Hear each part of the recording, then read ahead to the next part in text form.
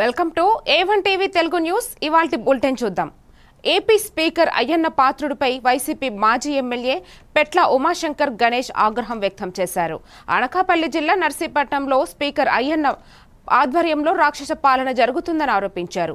అయ్యన్న పాత్రుడు ఒత్తిడి మేరకే వైసీపీ నేత అల్లంపల్లి ఈశ్వరరావుపై తప్పుడు కేసు నమోదు చేశారని ఆయన చెప్పారు. వైఎస్ఆర్సీపీ కార్యకర్తలను ఇబ్బంది పెట్టే వారికి చక్రవడ్డీ, బారు వడ్డీతో కలిపి చెల్లిస్తామని ఉమాశంకర్ హెచ్చరించారు.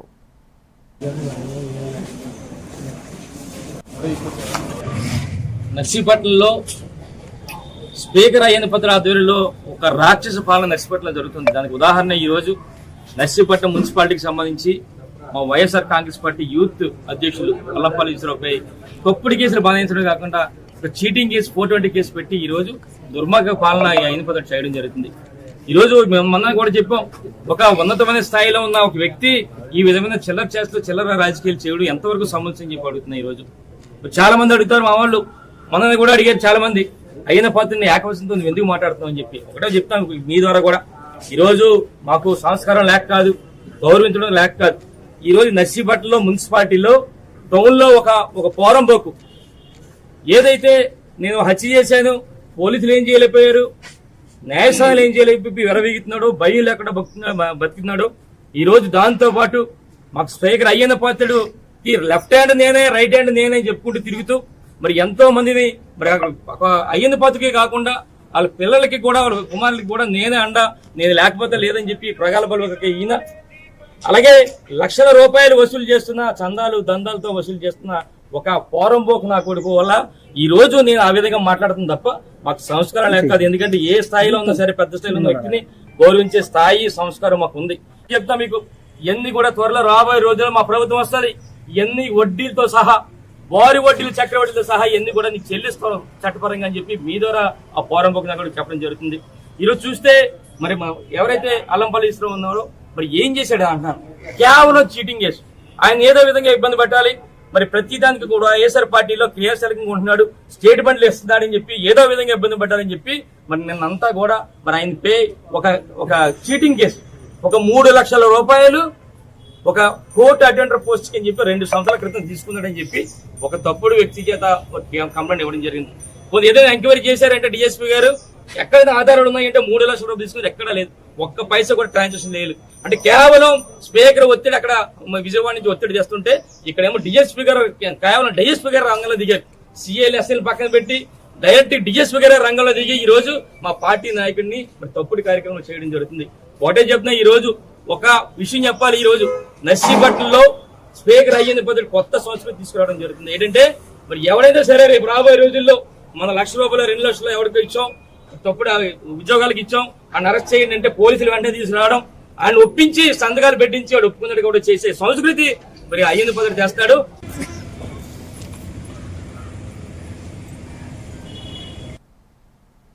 అంబేద్కర్ కోనసీమ జిల్లా రావులపాలెంలో నడి రోడ్డుపై 6 బ్యాటరీ వాహనం దగ్ధమైంది. పశ్చిమ గోదావరి జిల్లా మార్టేరుకు చెందిన సత్తి పెద్దిరెడ్డికి చెందిన బ్యాటరీ వాహనం ఒక్కసారిగా పొగలు చిమ్ముతూ మంటలు చెలరేగడంతో స్థానికులు కంగారు పడి పరుగులు తీశారు. నడి రోడ్డుపై తగలబడిన పోవడంతో ద్విచక్ర వాహనదారులు భయభ్రాంతులకు గురయ్యారు.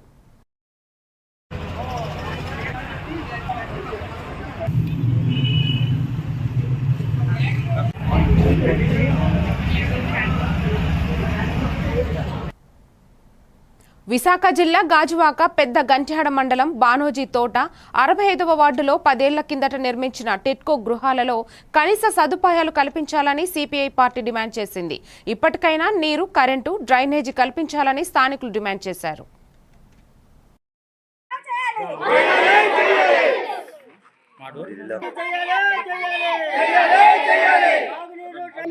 ఇప్పుడు వరకు కూడా కొంతవరకు పనులు ఎక్కడ పూర్తయినా ఎక్కడ వరకు చేసినా అక్కడ వరకే ఉండిపోయాయి. కనీసం 8 సంవత్సరాలు అప్పట్లో ఎలాగైతే స్టార్ట్ చేశారో అవి ఉండిపోయి 8 సంవత్సరాల నుంచి కనీసం ఏమాత్రం అసలు కదలలేదు. అవి కూడా పాడైపోయి పూర్తిగానే కనీసం మనుషులు ఉండడానికి కూడా పనికొచ్చేలాగా లేవు. ఇక్కడ అరాచక కార్యాలు అన్నీ జరుగుతున్నాయి ఇళ్లలో, బయట నుంచి అంత వరస్ట్గా ఉన్నాయి. మా ఇళ్ళల్లోనే మేము ఉండగలమా అని కూడా అనిపించట్లేదు. కనీసం ఏ వసతులు లేవు, కనీసం భూత బంగ్లాల కన్నా దారుణంగా ఉన్నాయి. నెక్స్ట్ కనీసం అడుగు పడడానికి కూడా లేదు. లేదు. ఆల్రెడీ చేసిన వర్క్ అంతా పాడైపోయింది. ఈ ఏవైతే వైర్లు ఏవైతే వేసారో అవన్నీ కూడా దొంగలు పీక్కుపోయారు మొత్తం. ఎందుకంటే ఇక్కడ సెక్యూరిటీ లేదు, ఏమీ లేదు. ఇంకా దీన్ని బట్టి మాకు ఎప్పుడు ఇస్తారో కూడా మాకు తెలియట్లేదు. బ్యాంకులో లోన్లు ఒక పక్క కట్టలేకపోతున్నాం, ఇంటి అద్దెలు ఒక పక్క కట్టలేకపోతున్నాం. ఈ మా పరిస్థితి మాకే అర్థం కావట్లేదు. కానీ మాకు ఈ 10 సంవత్సరాలకు సగం వయసు అయిపోయింది. ఇక ఈ అన్నిటితో కూడా ఏం మెదటలు ఇచ్చిన వరకు బ్రతికుంటాం లేదో కూడా డౌటే వస్తుంది. కాబట్టి మాకు ఎంత బేగా తొందరగా ఈ జూన్ కల్లా అన్నారు కాబట్టి ఈ జూన్ కల్లా మాకు మౌలిక వసతులు కల్పించి మా ఇల్లును మాకు అప్పగిస్తే మేము చాలా సంతోషిస్తాము. ఇది మేము చాలా బాధపడుతూ అసలు మేము తెలియచేసుకుంటున్నాం. ఎంత తిరుగుతున్నాం, ఏం చేయాలో కూడా మాకు అర్థం అవ్వట్లేదు. అధికారులు కలుస్తున్నాం, ఎవరు కూడా అవుతాయి అంటున్నారు తప్పించి అయ్యేది ఏం కనిపించట్లేదు. దయచేసి మాకు ఇవి ఇప్పించవలసిందిగా కోరుతున్నాం. ప్రభుత్వాలు మనం చూసాం. దీని ముందు ఉన్నటువంటి తెలుగుదేశం ప్రభుత్వం, తర్వాత వైఎస్ఆర్ ప్రభుత్వం, తర్వాత మళ్ళీ ఇప్పుడు టీడీపీ ప్రభుత్వం వచ్చింది. వీళ్ళందరూ కూడా నిరుపేదలంతా కూడా రాష్ట్రంలో ఉన్నటువంటి వాళ్ళు ప్రతి ఒక్కరు కూడా ఇల్లు వస్తుందన్న ఆశాజీవులతో ఉన్నారు. ఈ రోజున ఇల్లు వీళ్ళందరూ డబ్బులు కట్టి కూడా 10 సంవత్సరాలు కావస్తా ఉంది. ఒక ప్రభుత్వం మీద ఇంకో ప్రభుత్వం, ఇంకో ప్రభుత్వం మీద మరి ఇంకో ప్రభుత్వం, వీళ్ళకి కొంటి సాకులు పెట్టి వీళ్ళందరినీ కూడా నడి రోడ్డు మీద వదిలేశారు. వీళ్ళు ఏదైనా రాష్ట్ర ప్రభుత్వానికి బాకీ ఉన్నారా అంటే లేరు. మనమైనా ఏదైనా ల్యాండ్ కొన్నట్టయితే పూర్తిగా సేల్ డీడ్ ఇచ్చినట్టయితే హక్కుదారులు అవుతాం. అటువంటి హక్కుదారులు వీళ్ళు దాదాపు 45 కోట్ల రూపాయలు చెల్లించి ఉన్నారు. డిపాజిట్ల ద్వారా 17 కోట్లు, అలాగే బ్యాంకు లోన్ల ద్వారా వీళ్ళు ప్రతి ఒక్కరికి 3,65,000 రూపాయలు బ్యాంకుల ద్వారా లోన్లు ఇప్పించి ఆ లోన్లు రిక్వైర్మెంట్ చేసుకొని గవర్నమెంట్ దాని మీద విలాసాలు చేసింది. అంటే ఇది దాదాపు 45 కోట్ల రూపాయలు వీళ్ళు కట్టారు. అలాగే సీఎం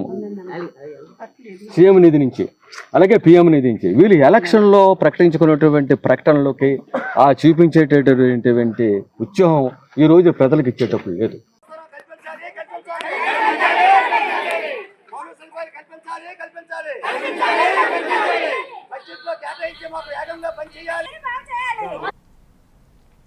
అన్నమయ్య జిల్లా మదనపల్లె పట్టణంలో శ్రీ వాసవి కన్యక పరమేశ్వరి మహాకుంభాభిషేక మహోత్సవ వేడుకలు అత్యంత వైభవంగా నిర్వహించారు. ఈ కార్యక్రమానికి మాజీ రాజ్యసభ సభ్యులు టీజీ వెంకటేష్, టీటీడీ బోర్డు సభ్యుడు భాను ప్రకాష్, స్థానిక ఎమ్మెల్యే షాజహాన్ బాషా, రాజంపేట పార్లమెంట్ బీజేపీ అధ్యక్షులు సాయి లోకేష్ తదితరులు ముఖ్యంగా అతిథులుగా పాల్గొన్నారు.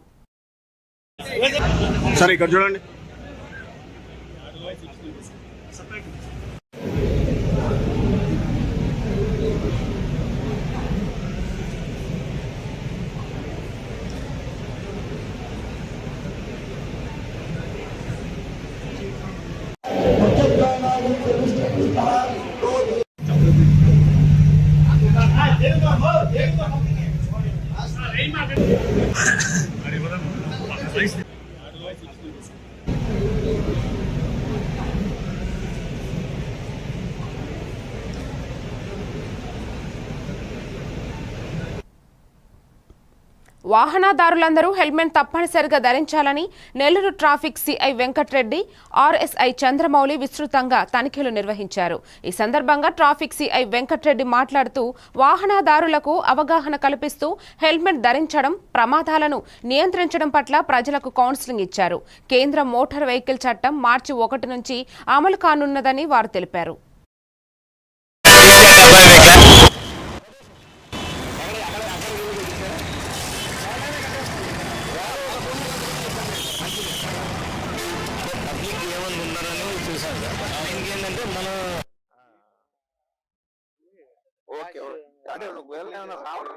నెగ్లిజెన్స్ డ్రైవింగ్, సైలెన్సర్లు 607401 74011 కథ వేరు, ఇక్కడ కథ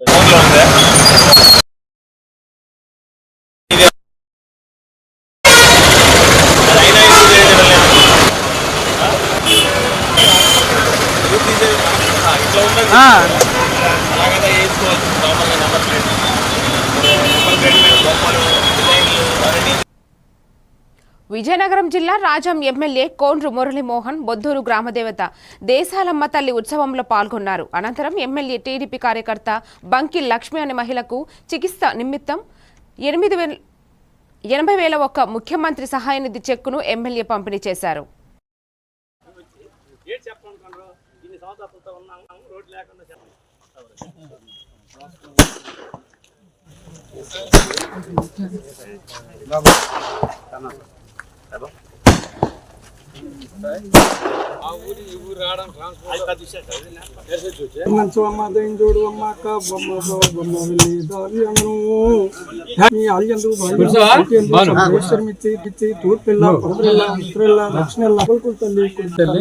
దేశాలం తల్లి నీదే భారం ఎంత వేడుక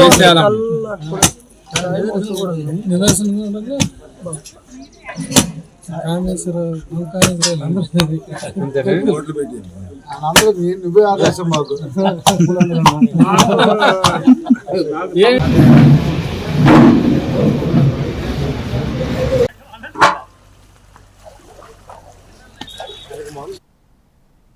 కాకినాడ జిల్లా పిఠాపురం ఆదిత్య పాఠశాలలో జాతీయ సైన్స్ దినోత్సవ వేడుకలు శుక్రవారం నుండి ఆదివారం వరకు జరుగుతాయని ప్రిన్సిపల్ విజయసారథి తెలిపారు. విద్యార్థులు పలు విజ్ఞాన ప్రదర్శనలు తయారు చేసి వాటిని వివరించారు.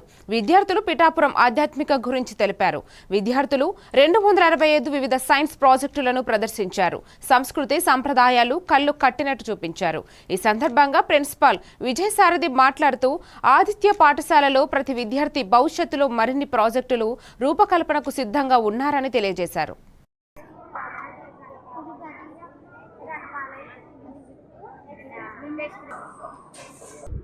జాతీయ సైన్స్ దినోత్సవాన్ని పురస్కరించుకొని మన విద్యార్థులు గత 3 రోజులుగా 28వ తారీఖు నిన్నటి నుంచి 700 స్టూడెంట్స్ 5వ తరగతి నుంచి 9వ తరగతి వరకు చదువుతున్న 700 విద్యార్థులు 265 ప్రాజెక్టులను Telugu, Hindi, English, maths, science, social అన్ని సబ్జెక్టుల్లో వివిధ రకాల వినూత్నమైన పద్ధతులు ఉపయోగించి కొత్త తరహాలో కొత్త ఆధునిక విజ్ఞానాన్ని అందించాలనే ఉద్దేశంతో ఎంతో కష్టపడి ప్రాజెక్టులను తయారు చేశారు.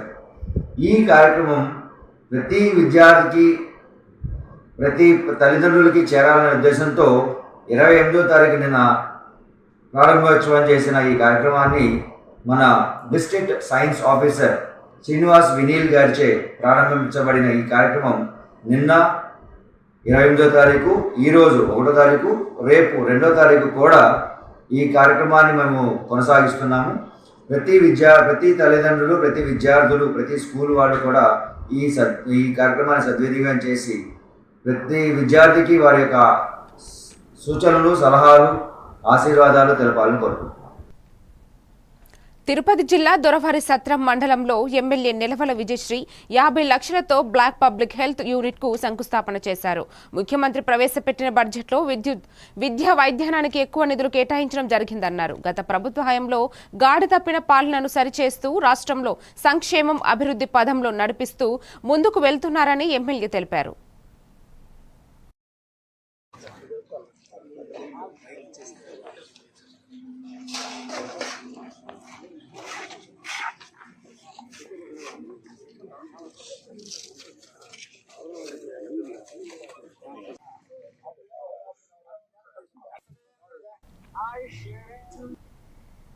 విశాఖ 32వ వార్డుకు చెందిన వ్యాపారవేత్త ఎనకోటి కొండలరావు జనసేన పార్టీ తీర్థం పుచ్చుకున్నారు. జనసేన నగర పార్టీ కార్యాలయంలో విశాఖ జిల్లా పార్టీ అధ్యక్షులు దక్షిణ ఎమ్మెల్యే వంశీకృష్ణ శ్రీనివాస్ పార్టీ కండువ కప్పి సాధారణంగా ఆహ్వానించారు. మార్చి 14వ తేదీన పిఠాపురంలో నిర్వహించబోయే జనసేన ఆవిర్భావ సభ పోస్టర్ను ఆవిష్కరించారు.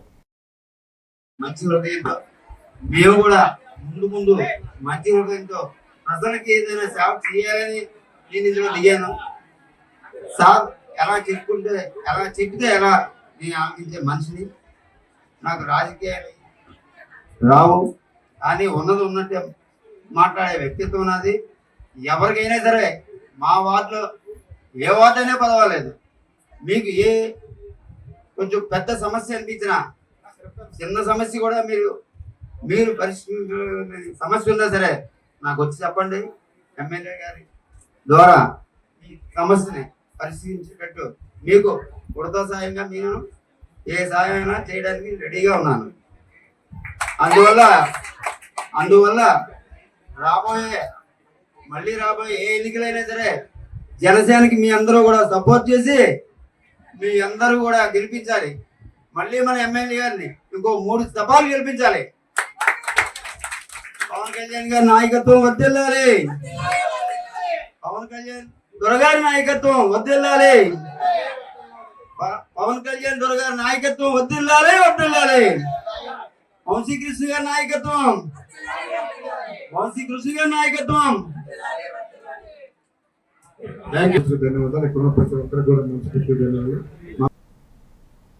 ఏలూరు జిల్లా చింతలపూడి నియోజకవర్గంలోని తాడువాయి శ్రీ భద్రకాళి ఆలయాన్ని ఎమ్మెల్యే రోషన్ కుమార్ దర్శించుకున్నారు. ఎమ్మెల్యేకు ఆలయ పర్యవేక్షకులు, అర్చకులు ఘనంగా స్వాగతం పలికారు. అనంతరం ఆలయంలో ప్రత్యేక పూజలు నిర్వహించారు.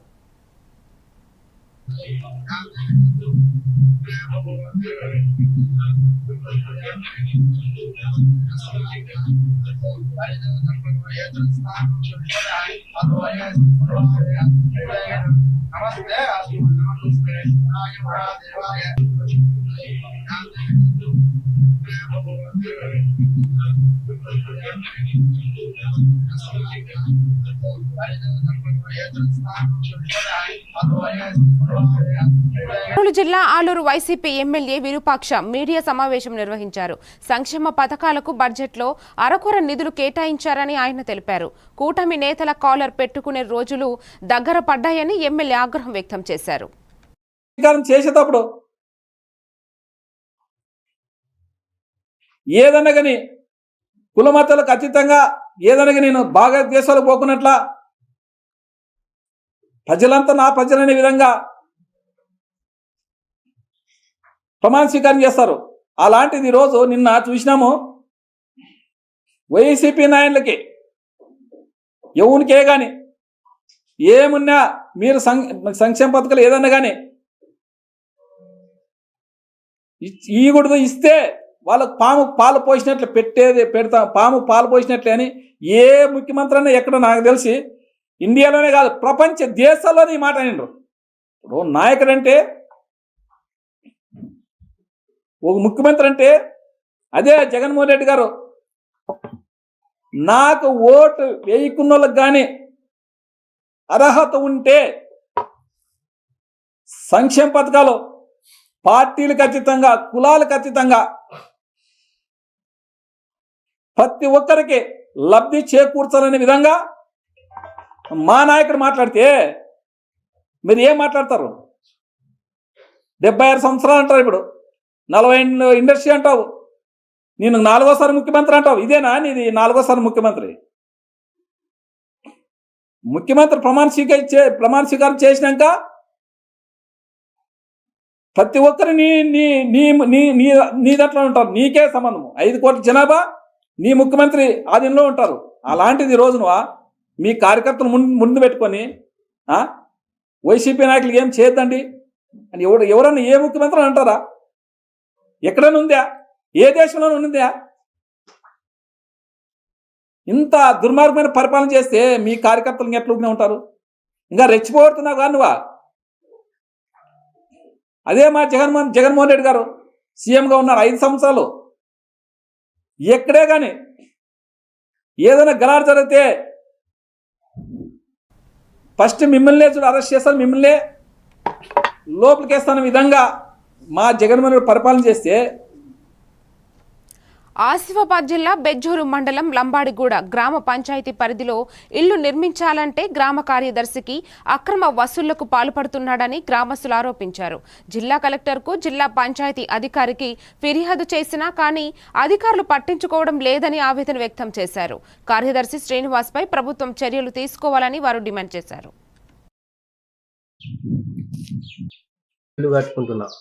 అయితే మెడిసిటీ శ్రీనివాస్ పంచాయత్ సెక్రటరీ డబ్బులు అడిగింది.